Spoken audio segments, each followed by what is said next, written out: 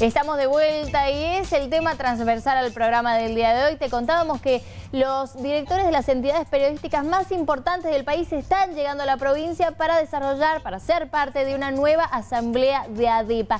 ¿Qué es ADEPA? ¿Por qué es importante también involucrarse en estos temas que se van a discutir, que son importantes para los periodistas, pero también para vos? De eso vamos a hablar. No con Mauricio, que obviamente nos puede hablar mucho al respecto, pero alguien que nos puede hablar también desde otro punto de vista como presidente justamente de ADEPA, Daniel Dessain. ¿Cómo estás, Daniel? Muy bien, gracias por invitarme. Muchas gracias por venir, director también de la Gaceta de Tucumán. Así es.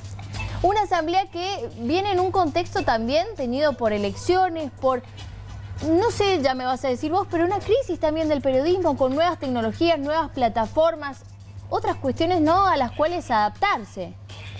Sí, las asambleas de ADEPA son el momento para repasar todo lo que hicimos durante el año, para proyectar lo que tenemos hacia adelante, y ahí se mezclan cuestiones, se mezcla la libertad de prensa, que es nuestra gran meta por la que nació esta organización que ya tiene 61 años, pero también la sustentabilidad de la industria, los cambios dentro del periodismo, pero también lo que ocurre en nuestro país a nivel político, a nivel económico, a nivel cultural, y esta asamblea va a tener un poco de todo eso. Vamos a tener un analista político como Marcos Novaro, un analista económico como Fausto Espotorno, especialistas en inteligencia artificial que vienen del exterior, van a venir representantes de Google, por ejemplo, para hablarnos sobre qué podemos hacer con herramientas tecnológicas como las que cuentan las grandes plataformas desde el periodismo, cómo usar los datos, por ejemplo, ¿no? Bueno, analizar todos los caminos, los cambios, los desafíos que tenemos por delante, donde se mezclan todas las cuestiones que afligen a la sociedad. Y bueno, estamos, como bien decís, en tiempos preelectorales, muy movidos, con muchísima incertidumbre,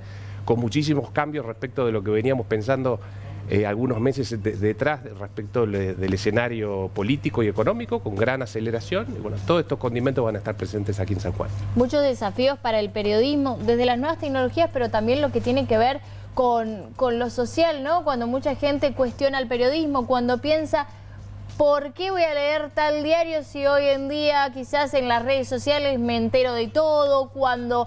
¿Por qué voy a contratar a un periodista si yo a la inteligencia artificial le digo escribirme una nota de tal cosa y me la escribe, ¿no? También en ese sentido la profesión está muy, no sé si debilitada, pero sí cuestionada, sí se enfrenta a grandes desafíos. El periodismo ha perdido algunos viejos privilegios, ¿no? Ya las primicias no la dan los periodistas. Todos tenemos en nuestras manos, a través de nuestros celulares, la posibilidad de registrar todo lo que ocurre a nuestro alrededor, ¿no? Pero sí hay otros elementos que son revalorizados. La vieja función de chequear la información, de procesarla, de interpretarla, de contextualizarla, de jerarquizarla. Es decir, hace 25 años, en la era pre-internet, vivíamos en un escenario, en un mundo de escasez informativa. Teníamos escasos herramientas, canales para informarnos. Hoy tenemos una saturación de contenidos periodísticos y extraperiodísticos, de información falsa, ¿no? Entonces, primero hay que distinguir lo verdadero de lo falso. Eso tan elemental hoy tiene un valor superlativo, sobre todo en contextos donde la ciudadanía tiene que tomar grandes decisiones, como es frente a una elección trascendental como la que enfrentamos en estos tiempos, pero también luego todo lo otro, ¿no? Empezar a matizar, a filtrar, a procesar todos los contenidos que tenemos, a tratar de establecer qué es lo accesorio y qué es lo principal. Esas viejas funciones del periodismo hoy son quizás más importantes que antes, ¿no? Entonces, hoy hay tanta información, claro, que sabemos quizás que un chino creó un inodoro doble, pero no sabemos realmente lo que pasa quizás aquí en nuestra provincia, en nuestra comuna. Nos perdemos mucho en ese mar de saturación de información y de contenidos de todo tipo, y necesitamos elementos de orientación, ¿no? Brújulas, ¿no? Por un lado, ciertos elementos preventivos para no perdernos a través de la desinformación, o elementos secundarios a la hora de tomar decisiones en los más distintos órdenes de nuestra vida. Y el periodismo nos ofrece esa gran función. Bueno, proponernos cada día, estos son los grandes temas que tenemos que pensar en este día, en los días que vienen, en las semanas, en los meses que vienen, ¿no? Esta es la forma que nosotros proponemos para ordenar esos temas, y estos son los temas que proponemos que la sociedad discuta. En definitiva, lo que hace el periodismo es proponer, brindar elementos para el gran debate público, que es la esencia de toda democracia, ¿no? Sin esa función del periodismo, sin ese debate, sin ese diálogo, ¿no? Sin esa discusión, que a veces tiene elementos confrontativos, pero que finalmente nos ayuda a arribar a consensos para establecer rumbos, ¿no? Y políticas de Estado dentro de un país. Bueno, para todo eso es necesario este gran diálogo de la sociedad y el periodismo hace este gran aporte. No hay verdadera democracia, no hay una democracia plena sin un periodismo vivo y vigoroso. Y esas son las cosas que defendemos desde ADEPA. Vos es que se viene hablando, y a veces me pasa que escucho un canal de televisión de Buenos Aires y un personaje es buenísimo, ¿no? Y cambiás y ese mismo personaje ante la misma situación es malísimo. ¿Qué papel va a tener que tomar el periodismo después del 22 de octubre o de noviembre, ¿no? Si en el caso de que hay un balotaje? Porque da la sensación que los tres candidatos a presidente tienen visiones diferentes de cuál va a ser su trato con el periodismo y por ende su trato de cómo quieren que la gente se entere de las cosas, ¿no? Bueno, por un lado tenemos la grieta, ¿no? La famosa grieta, la gran división, el gran enfrentamiento entre la sociedad que viene hace muchos años, ¿no? Que está ligada a otros tiempos, pero que sigue actuando en el presente y del cual el periodismo no logra abstraerse, ¿no? Aparece el denominado periodismo militante, que es un periodismo deformado, porque subordina, ¿no?, la función periodística a ideas previas, ideología, ¿no? ¿no? A ideologías previas, a posiciones políticas, y deja de cumplir muchas veces esa función central que requiere el periodismo, que tome cierta distancia, ¿no? Que cumpla con los estándares del oficio, que diga, bueno, estos son los hechos, y esta es mi opinión. Distinguir la información de la opinión es una de las tareas fundamentales y una de las normas básicas de la ética periodística. Ahora, lo que decís de los candidatos, la gran novedad es la irrupción de Javier Milei, ¿no? Hemos pasado un escenario bipartidista se cumple 40 años de democracia, desde el 83 hasta el 2001, y desde el 2001 hasta ahora tuvimos un bicoalicionismo, dos coaliciones que se llevaban el 80% de los votos. A partir de las PASO hay un tercer actor, que es Javier Milei, que ha cambiado probablemente hacia adelante la forma en que entendíamos la política, la forma de analizarlo, los parámetros. Fue una sorpresa porque estaba fuera de los sondeos que teníamos, aparecía tercero. Nadie creía que iba a estar ahí. Nadie creía que iba a estar ahí, ni siquiera él. Entonces fue una sorpresa para todos. ¿Por qué? Porque las herramientas que tenemos para tratar de medir el estado de ánimo, lo que piensa la gente, la posibilidad del voto, son insuficientes. Hay todo un área de la realidad opaca, que no la podemos detectar bien, no la podemos medir bien. Es gente muchas veces despolitizada, desinteresada de los temas tradicionales, mucha gente joven, ahí Milei tiene un porcentaje amplísimo de los votos, ¿no? O gente que nos expresa por los canales habituales donde los medios tratamos de establecer qué está ocurriendo con la realidad. Por eso fue una sorpresa. Algo que parece que iba a ser un temblor fue un terremoto, que ha cambiado la forma de analizar la realidad. Y este candidato Milei tiene, desde el punto de vista de las formas, ¿no?, un tono muy fuerte, grandes críticas a los periodistas, propone una gran desintermediación, acabar con las cosas, ¿no?, destruir mucho de la política tradicional, pero también del papel de los medios, acusa a los periodistas de corrupción, ¿no? Y en el periodismo, como en todos los oficios del mundo, hay de todo, ¿no? Hay periodistas corruptos, hay periodistas honestos, pero no se puede desconocer el papel que ha jugado el periodismo en estas décadas de democracia y no se puede generalizar, ¿no? Milei, una de las cosas, ¿no?, de las que se jacta es haber ganado sin utilizar a los medios de comunicación, algo que a mi entender no es cierto, quizás en el último tiempo, pero se lo conoció en programas de debate, pero él lo que quiere es saltar justamente a los medios. ¿Se puede llegar a la gente a través de las redes sociales nada más? A ver, Milei es un candidato que sí ha eludido los sistemas de intermediación tradicionales. Cualquier consultor político decía, para tener una candidatura presidencial competitiva se necesitan decenas de millones de dólares, 100 millones de dólares, se hablaban 50 por lo menos.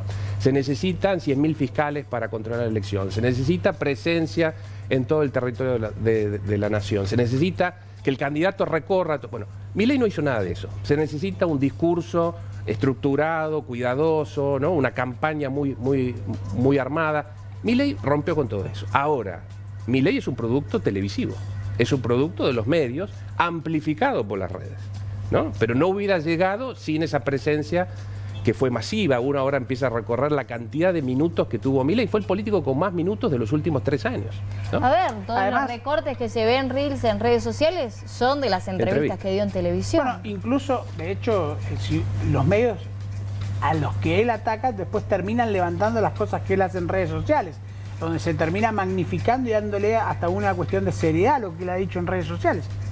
Pero también ha sucedido eso, ¿no? Ahí nos tenemos que remitir, porque es un hecho nuevo en la Argentina, a fenómenos como el de Trump, a fenómenos como el de Bolsonaro, ¿no? Los nuevos políticos, los outsiders, los que vienen por partidos nuevos, ¿no? Con estructuras nuevas, con estilos novedosos. Y efectivamente allí lo que vemos con Milei es que se ha dado la lógica del rating. Muchos cuando ganó Trump, desde los medios de comunicación se cuestionaron, bueno, nosotros lo fabricamos, nosotros le dimos la visibilidad que tiene, el lugar. ¿Por qué? Porque entramos en la lógica del rating, ¿no? En la lógica de la generación de audiencia, porque son políticos casualmente muy disruptivos, ¿no? Hostiles muchas veces con mucho de lo establecido. Eso genera desde ya audiencia, pero no se supo en su momento medir y se cruzaron muchos límites, ¿no? Se toleraron muchos abusos.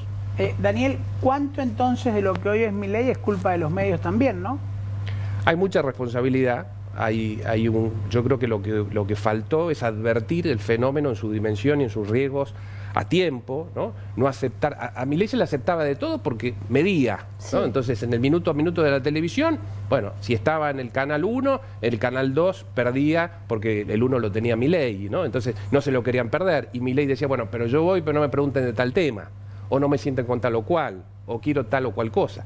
Y eso atenta contra los estándares periodísticos, contra las normas básicas de ética periodística. Uno no se puede dejar imponer la agenda de hablar de tal o cual cosa o darle protagonismo porque lo exige el candidato. Y eso es lo que empezamos a ver ahora, ¿no? Diego Seidman hace poco contó que en el programa de TN había exigido la lista de invitados y dijo, no, con estos invitados no voy. Claro. A mi diario le pasó. Él pidió que no le preguntaran sobre 3 temas. Nosotros dijimos, no vamos a dejar que nos arme la entrevista, que nos digan qué se puede o no se puede preguntar, porque es un político que da rating, ¿no? Entonces, bueno, recién ahora, tardíamente quizá, advertimos desde el periodismo que hay cosas que no se le tendrían que haber dejado pasar a Milei. Una cantidad de agravios, ¿no? De insultos, en un clima muy complicado. Vemos que las agresiones a los periodistas aumentan, sobre todo a muchos periodistas ligados al kirchnerismo, ¿no? Empiezan a tener incidentes en la calle, una cantidad de hostigamientos. Bueno, es muy peligroso. Agraviar, insultar, ¿no? Tratar de amedrentar, estigmatizar, señalar con el dedo a la prensa desde una candidatura política y mucho más desde el poder. Si Milei llega a ser presidente, ya lo hemos vivido acá con otros gobernantes, cuando desde el poder se señala, ¿no? En esa asimetría de poder a un periodista individualmente o a un medio individualmente, lo que corre riesgo es el equilibrio democrático. Daniel, un poco de lo que estás hablando también me lleva a esta pregunta y tiene que ver con lo mismo que estamos hablando del descreimiento, de la crisis que tiene la política y que llevó quizás a un primer lugar a un candidato como Milei. También lo sufre de alguna manera el periodismo luego de una etapa donde el periodismo militante era el que estaba todo el tiempo en la televisión y la gente quizás le deja de creer al periodista. Cree más al influencer, al que le dice algo en redes sociales que al periodista. ¿Es parte también de las discusiones de la institución hablar de cómo recuperar esa credibilidad? Es una crisis global, es algo que pasa en todo el mundo, pero es una crisis que tiene particularidades en un país como el nuestro porque estamos dentro de otra crisis, de una crisis económica, de una crisis política, en la que lo que sufre es la credibilidad de todas las instituciones. La gente está harta de todo y no le queda nada. Claro, de todo lo estructurado, de todo lo conocido, de todo lo que es asociado con el pasado, entonces apuesta a lo nuevo, aunque lo nuevo implique un gran estallido, ¿no? Uno ve en una cantidad de entrevistas a votantes de Milei y dice, bueno, y si se destruye todo, que se destruya todo, sobre eso vamos a reconstruir, lo cual es muy peligroso, porque un país que tiene la situación nuestra puede caer mucho más, ¿no? Entonces esta idea que después del apocalipsis habrá un resurgimiento extraordinario es riesgosa, en parte por la memoria histórica. La Argentina nunca tuvo una dirigencia suficientemente madura para solucionar sus problemas a tiempo. Los problemas se solucionaron después de estallidos, ¿no? Hiperinflación en el 89, la crisis de la convertibilidad en el 2001, etcétera, etcétera, ¿no? Siempre es como que no podemos sentarnos en una mesa, la dirigencia, la ciudadanía, y tratar de tomar decisiones maduras y atacar los problemas a tiempo. Tenemos que dejar que escalen hasta que finalmente explota se inicia algo nuevo, que a veces por circunstancias externas como fueron los cambios de los precios de los commodities a partir del 2002-2003, la Argentina rebotó, pero no necesariamente va a ser así. Entonces, es muy riesgoso esta idea de la motosierra, de prender fuego, de romper todo, porque después no se sabe qué se puede reconstruir y qué cosas muy valiosas que sí tiene la Argentina, como su sistema institucional, puede quedar gravemente dañado. En esta asamblea de ADEPA que arranca el miércoles, se va a tener que hablar, y los periodistas vamos a tener que empezar a hablar de cambiar el discurso a la hora de comunicar, porque da la sensación que como lo veníamos haciendo no alcanza, porque nos ganan las redes sociales, nos ganan los influencers, nos ganan los Milei, digo, porque pasó Javier Milei, pero van a haber otros, supongo, ¿no? Digo, de ser más simples a la hora de comunicar, de ir más al llano, de buscar quizás lo que la gente quiere, de conocer mejor a la audiencia. Hay que hacer un cambio definitivo y volcarse a lo que ellos están pidiendo. Hay que revisar, el periodismo siempre debe revisar su oficio, ¿no? Primero, ya no podemos dar cátedra, ya no podemos hablar desde la distancia, hay que acercarse al público, ver qué le interesa, establecer un diálogo, no dictar una lección, y eso requiere aptitudes distintas, miradas diferentes, lenguajes distintos, pero también hay que tener cuidado porque el periodismo necesita independencia, ¿no? Necesita independencia de la política, del poder, independencia económica, tener sustentabilidad para sostener sus ideas, para sostener su independencia editorial en base a esa autonomía, pero también independencia de la demagogia del público. Si el público quiere gritos de Milei, bueno, eso es lo que el periodismo no está para eso. Bien. ¿No? Ahora, perdón, Ana, con relación a eso, ¿no? Supongo que pasa en las provincias del interior, sobre todo quizás más que en otros lugares, esto de la independencia de los medios de comunicación con los gobiernos de turno. Es decir, es una situación hasta difícil de llevar, porque hay que aclarar, digo, son medios de comunicación, la misión es informar, pero también son empresas que tienen que pagar sueldos, que tienen que cubrir un montón de gastos, y ahí hay una situación que a veces no termina siendo pareja entre el gobierno y los medios, ¿no? Hay que recordar y entender que no hay periodismo sin empresas periodísticas, ¿no? Necesitan estructuras, el periodismo necesita organizaciones, redacciones, articulaciones, miradas diversas que convergen sobre la realidad, ¿no? Tratar de cubrir los distintos aspectos que preocupan a la sociedad y dotarlos de los elementos que necesitan para tomar decisiones colectivas e individuales.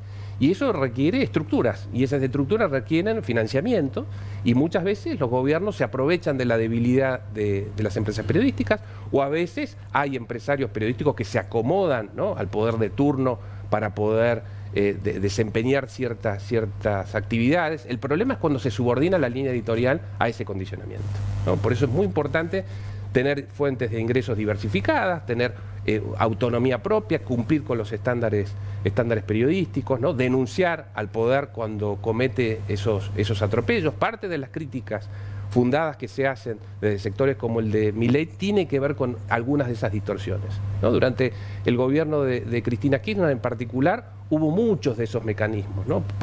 Medios que nacieron al amparo de la pauta del kirchnerismo. Y otros asfixiados, ¿no? Otros asfixiados, claro, cortes, el uso de la pauta como zanahoria o garrote, ¿no? Como premio castigo, el uso de una cantidad de herramientas jurídicas, ¿no? Y de presiones de todo tipo para intimidar, para amedrentar, ¿no? Para condicionar, para estimular ciertas líneas. Siempre hay que estar atentos a eso, y cuando afloran estas críticas y en momentos críticos, el periodismo tiene que redoblar esos esfuerzos. Es más difícil porque la crisis económica toca también al periodismo, por supuesto que bajan los ingresos, le baja la publicidad, ¿no?